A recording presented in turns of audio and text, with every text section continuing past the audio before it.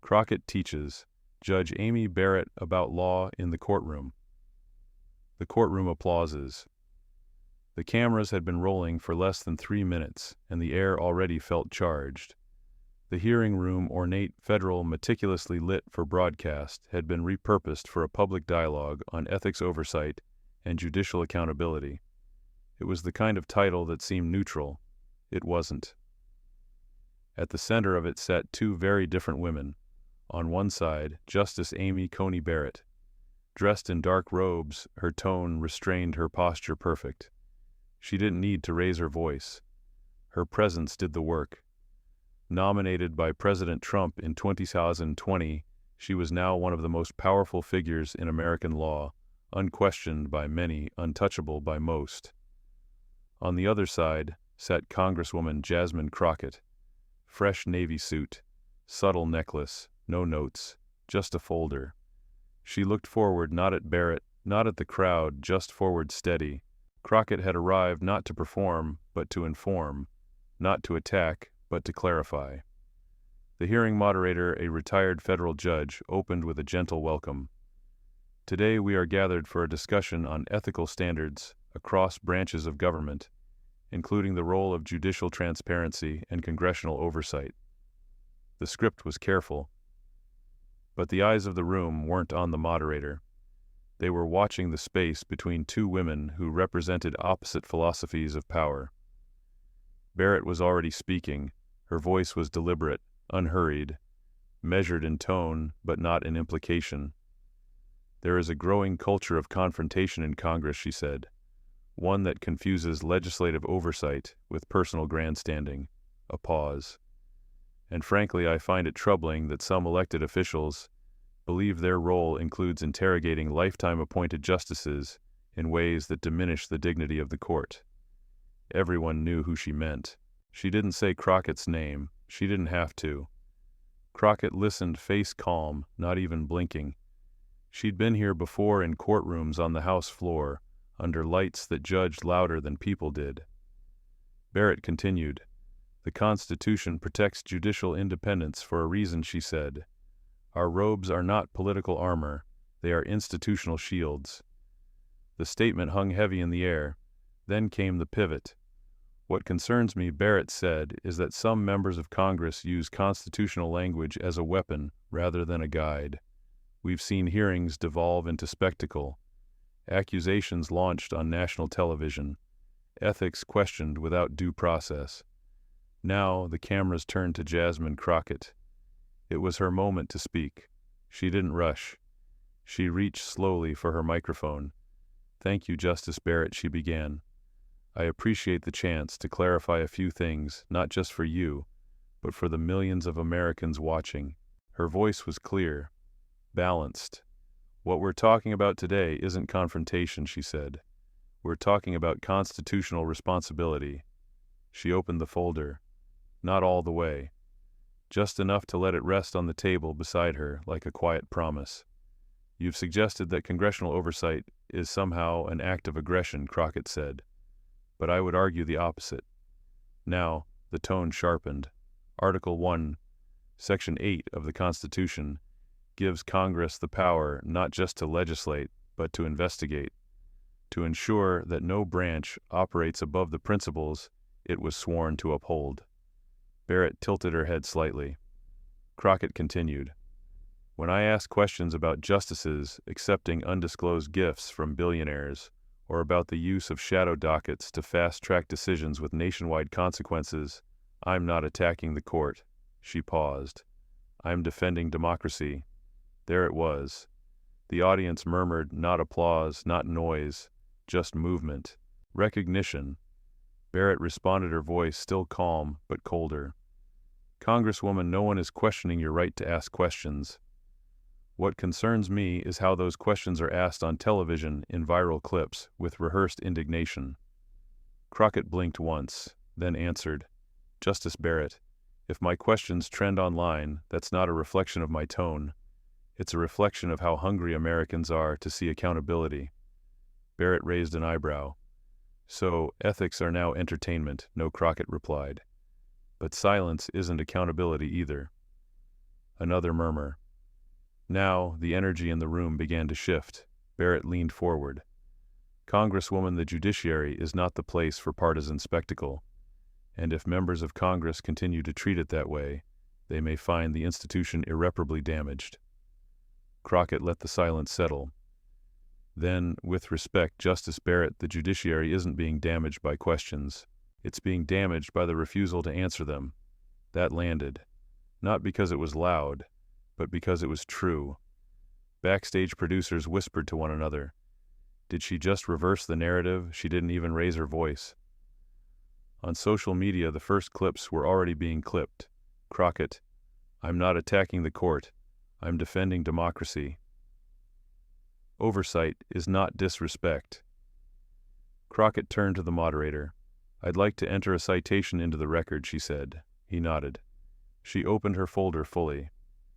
This is McGrain v. Dougherty, she said, a 1927 Supreme Court case that affirmed Congress's power to investigate as essential to its legislative function. She looked at Barrett. You quoted the Constitution. I'm quoting precedent. She slid the case brief across the table. Barrett didn't reach for it, but the cameras did, and the audience saw it. Barrett's silence said more than any rebuttal. Crockett continued. In that case, the court said, and I quote, "The power of inquiry is an essential and appropriate auxiliary to the legislative function." Then she closed her folder. And that is exactly what I'm doing. The moderator spoke next, but the moment belonged to her now.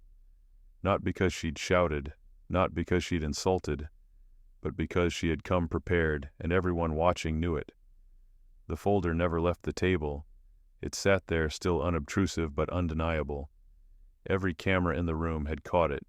So had every viewer at home watching live. Jasmine Crockett hadn't raised her voice. She hadn't delivered a viral one-liner. She had simply quoted the law-cited precedent and left the burden of silence on Justice Barrett. And that silence was deafening. As the broadcast wrapped, the first headlines hit. Crockett cites, 1927, ruling leaves. Barrett speechless. Washington Post, oversight isn't optional. Congresswoman defends duty to question the court. Politico Constitution on the table. Crockett's folder becomes symbol of a new standard NPR. On Twitter, the phrase, "She brought the folder," started trending among older liberal accounts. Activists, retired judges, even former professors. One user, a retired federal clerk, tweeted, I haven't seen anyone reference McGrain v. Dougherty in a televised hearing in my life. Jasmine Crockett just reminded America that oversight has precedent. Another wrote Barrett wore robes. Crockett brought receipts. In the days that followed, the exchange didn't fade. It grew. Clips from the hearing were edited into educational explainers. One 5-minute video narrated by a former civics teacher in Wisconsin broke down the entire moment frame by frame. This wasn't disrespect. This was constitutional literacy.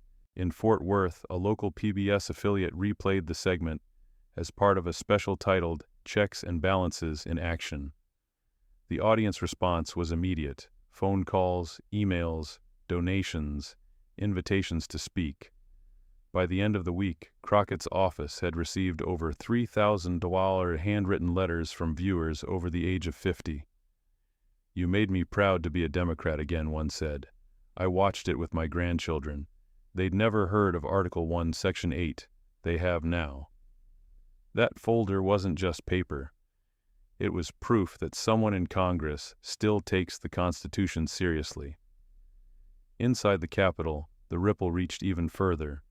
Senior members of the House Judiciary Committee pulled Crockett aside the next morning. You shook the branches, Jasmine once said, grinning, and did it without knocking over the whole tree. Even some moderate Republicans were impressed privately. I may not agree with her politics, one said to a journalist off the record, but I have never seen someone stare down a Supreme Court justice with that much legal authority and not blink. The respect wasn't about performance. It was about preparation. Crockett didn't just come with quotes. She came with clarity, and that was the part that stuck. Coney Barrett, meanwhile, maintained her silence. Her team declined interviews. There were no official statements. The court remained insulated, as it always did, but the footage spoke for itself. And so did the still image that became iconic: Barrett staring at the folder, not touching it.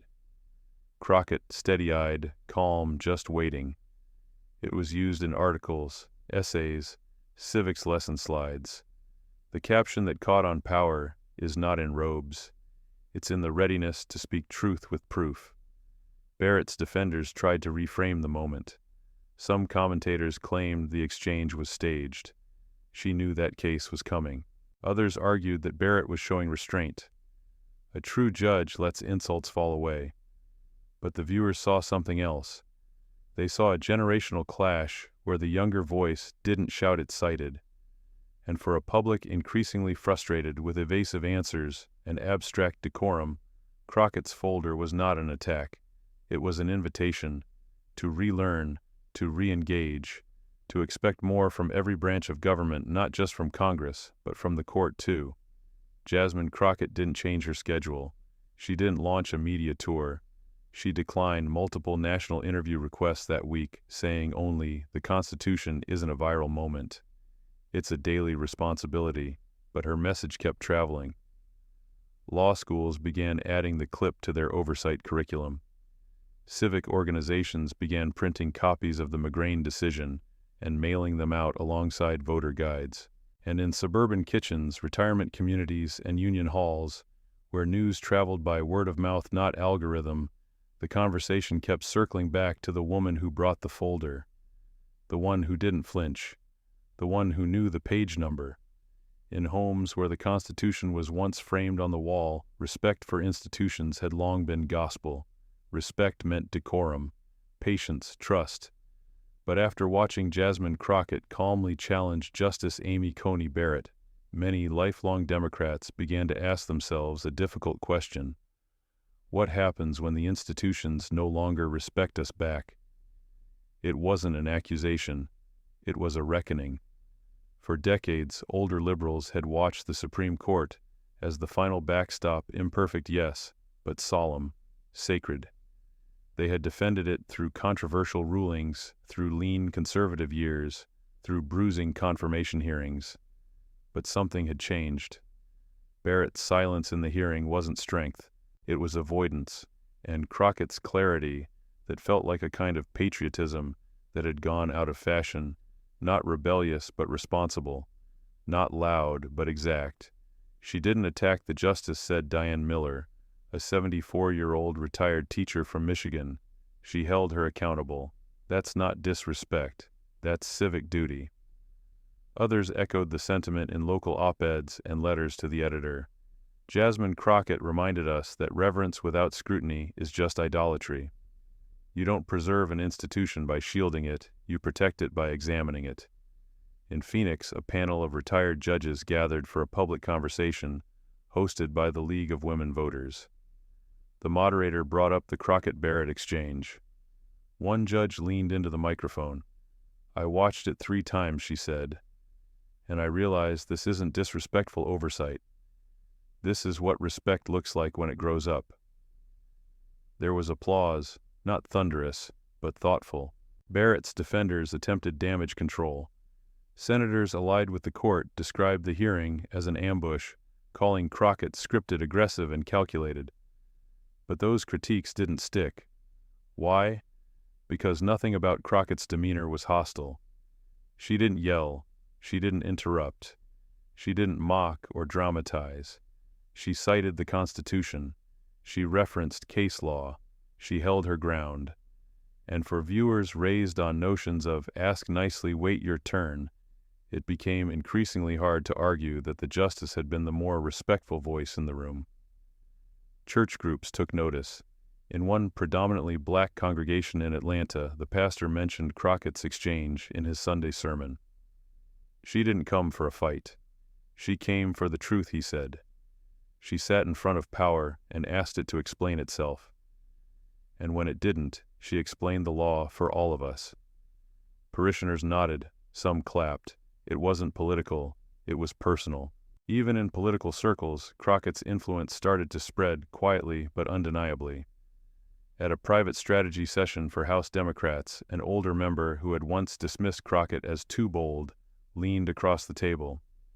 "You made a point without making a scene," he said. "That's not easy in this town."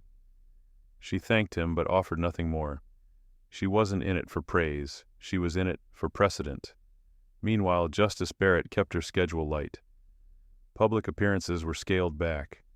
Private speeches to conservative law societies continued, but cameras were mostly kept out. She hadn't been defeated, she hadn't been discredited, but the image of her facing the folder, refusing to engage, had created something unexpected doubt. Not in her intellect, not in her faith, but in her accountability. And in a court that now faced rising skepticism from older liberals who had spent decades defending its legitimacy. In Pittsburgh, a retired union leader summed it up over coffee with a reporter. "I raised my kids to respect the court," he said. "But if the court can't look a congresswoman in the eye and explain itself, then maybe it's time we rethink what respect really means." And so respect began to shift. No longer defined by silence, no longer tied to robes or rituals. Respect became synonymous with responsibility, with being able to defend your actions, justify your position, and stand on legal ground instead of reputation alone. That redefinition wasn't led by slogans. It was led by a folder, and a woman who knew what page she was on. It began in whispers, conversations that unfolded behind closed office doors, in university lounges, among editorial boards, and inside foundation meetings. What Jasmine Crockett had done on that stage wasn't just a personal victory. It had poked at something foundational, a tension that had long simmered beneath the surface of American institutions. How do we honor tradition without becoming prisoners of it? At the New York Times, a Sunday editorial planning session began with silence. One editor finally broke it. "We've written for years about institutional decay, but maybe the rot isn't in the critics, it's in the refusal to listen." Within days, a featured opinion piece went live. Respect isn't deference. What Jasmine Crockett taught us about power. It was shared more than 300,000 times. Across media outlets, a new tone emerged. Less defensive of the judiciary, more curious about Congress's oversight responsibilities, and far more interested in whether the Supreme Court, once untouchable, should finally accept its time in the sunlight. Cable anchors on left-leaning networks quoted Crockett directly. "She didn't accuse Barrett of wrongdoing," one said. "She asked questions that needed to be answered. That distinction matters." Even traditionally cautious voices joined in. On NPR, a former Supreme Court clerk noted, "The moment wasn't about humiliation, it was about articulation." Crockett put into words what many Americans have felt for years, that power without transparency is no longer sustainable. In classrooms, things moved even faster. By the end of the following week, law schools across the country had uploaded annotated versions of the Crockett-Barrett hearing into their digital syllabi. Harvard law professor Clara Mendez tweeted, "I'm assigning this in my legislation and oversight class." Brilliant example of lawful assertiveness. Georgetown's Constitutional Law Clinic followed suit. One professor described the moment as a live case study in Article I responsibility layered with judicial realism and political nuance. Some older alumni pushed back. Wasn't it dangerous to elevate a single political figure? But younger faculty countered with force. It's not about Jasmine Crockett the person. It's about what she demonstrated: preparedness, professionalism, the use of constitutional law as a tool, not a slogan. And that message resonated. Students, many of whom had grown up disillusioned by a performative Congress and a distant Supreme Court, suddenly saw something different. Someone using actual doctrine to demand real answers. Meanwhile, in think tanks and conservative legal circles, the mood was more unsettled. At the Federalist Society, internal memos circulated after their annual meeting. The topic, "How should originalism respond to rising oversight activism?"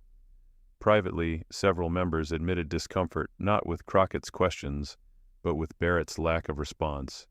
She looked cornered, one fellow wrote, and the clip is being used in pre-law summer camps across the country.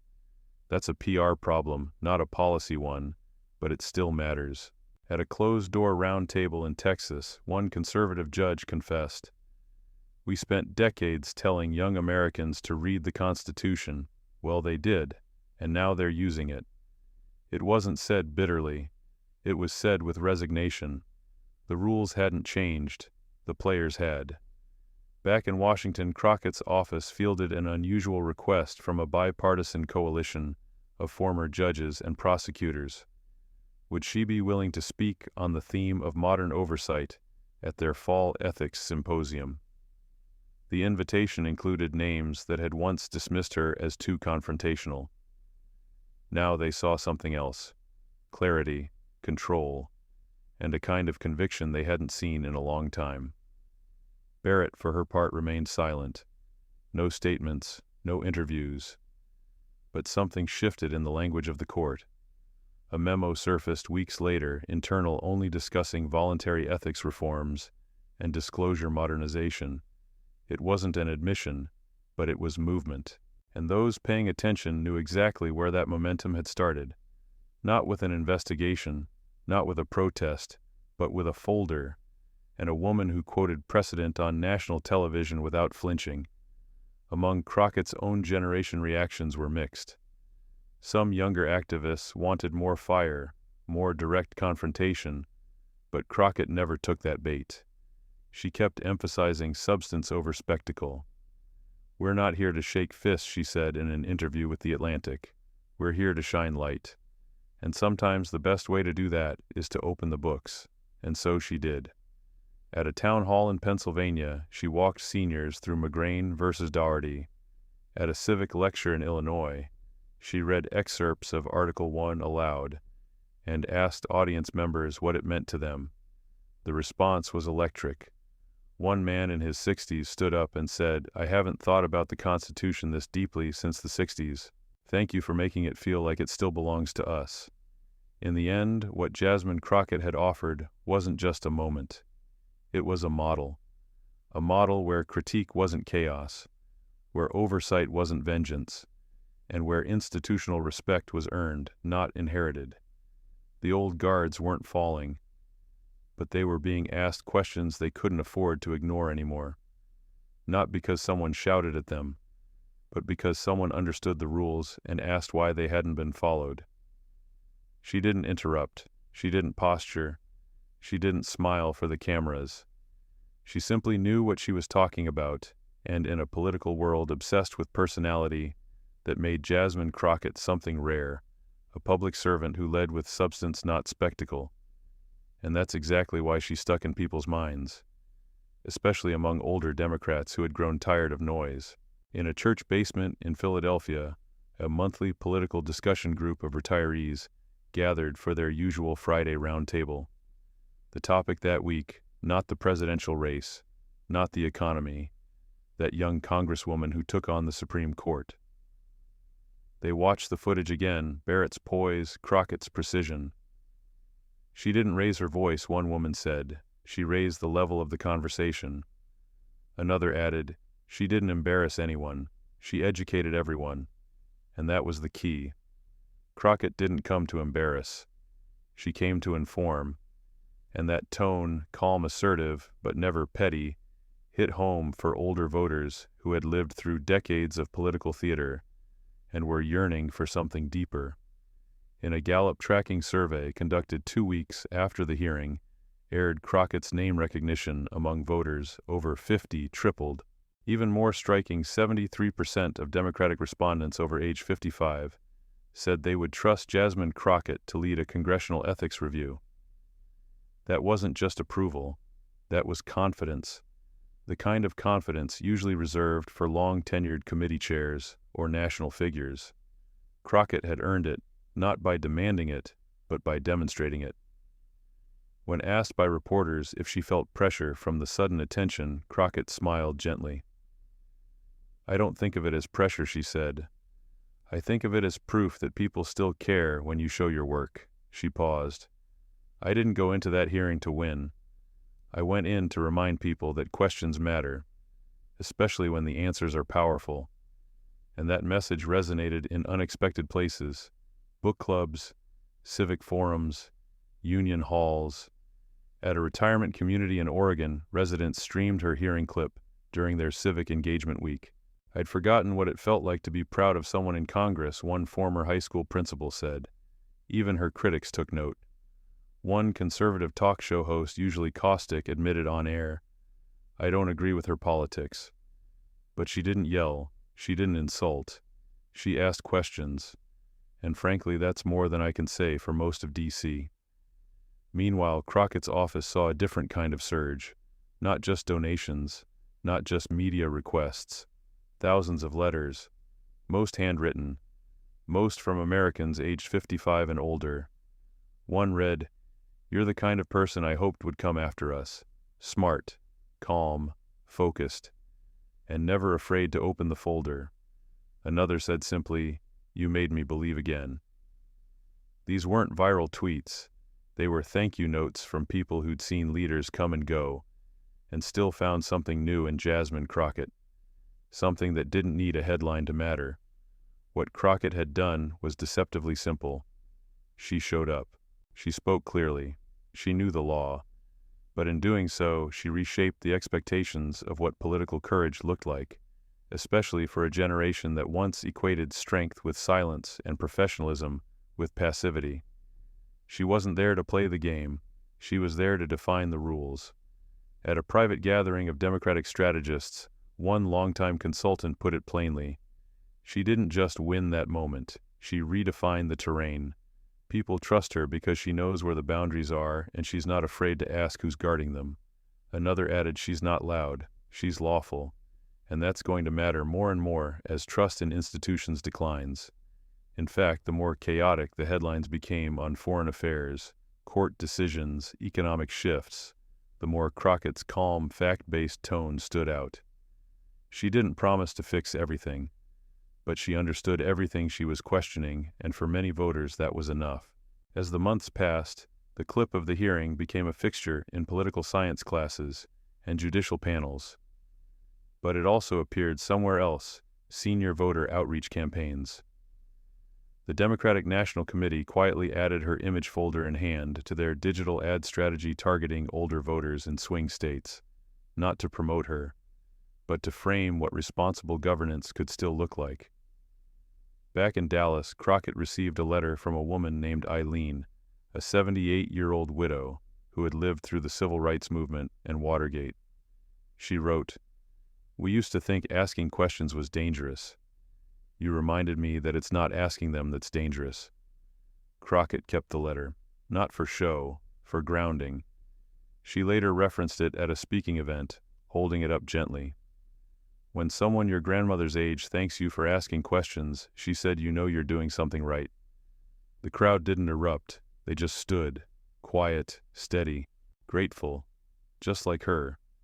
It started with a folder, not a speech, not a protest, not a viral outburst, just a folder and a woman who knew what was inside it. But that simple act, that moment of preparation meeting power, had become something far more lasting, a legacy in motion. And not the kind of legacy written in memoirs or announced at press conferences. The kind built in real time by someone who understood that truth doesn't always need volume, it needs clarity. Months after the confrontation between Jasmine Crockett and Justice Amy Coney Barrett, the nation hadn't forgotten. In fact, the exchange was still referenced in civics classrooms, on campaign trails, and during public policy panels, not as entertainment, as education. One university in Vermont titled its new constitutional law seminar, "Accountability in Practice: The Crockett Approach." A school in Ohio handed out pocket constitutions with Crockett's quote embossed on the cover, "We're not here to shake fists, we're here to shine light." In D.C., Crockett kept working committee hearings, oversight reviews, and policy proposals that often flew under the radar. But in the background, her influence had begun reshaping the rhythm of political discourse. Not with sound bites, with substance. Junior lawmakers, Democrat, and even a few independents began bringing folders to hearings. Not props, just preparation. Crockett didn't call it mentoring. She called it standards. If we're going to talk about truth, she once said, we better come armed with it. But perhaps the most unexpected legacy wasn't in Washington, it was in living rooms. Across the country, families that had once tuned out of political life began re-engaging, not out of hope, out of respect. For the first time in years, they had seen someone ask difficult questions without making herself the story. They saw a woman standing in front of power not to shame it, but to remind it of its responsibility. And for older Americans, those who had grown up believing that questions could still shape institutions, Crockett became more than a name. She became a signal that maybe integrity hadn't disappeared. It had just become quieter, more studied, more focused, and finally more effective. When the midterms rolled around, Crockett was everywhere, but not in the traditional sense. No glitzy commercials, no choreographed rallies. Instead, she appeared in endorsement videos from retired judges. She was quoted in public radio ads about judicial ethics. And her folder, it became a literal icon. A small nonprofit in Wisconsin printed thousands of Ask with Facts stickers featuring a simple image of a closed folder and Crockett's initials in the corner. They sold out in 3 days. A year after the hearing, Crockett was invited to speak at the National Archives. The occasion was a special forum on constitutional literacy and civic responsibility. Her remarks were short, precise, as always grounded in text. The Constitution isn't just an old document we protect. It's a living structure that protects us if we're brave enough to use it. She paused, letting the silence settle. And if we want to honor institutions, we have to challenge them. That's not defiance, that's democracy. The crowd, mostly older attendees and constitutional scholars, rose to their feet. Not for drama, for discipline. At the end of her talk, an elderly man in the front row raised his hand. A Korean War veteran, age 88, wearing a faded blue pin that read, "Voted every year since 1960.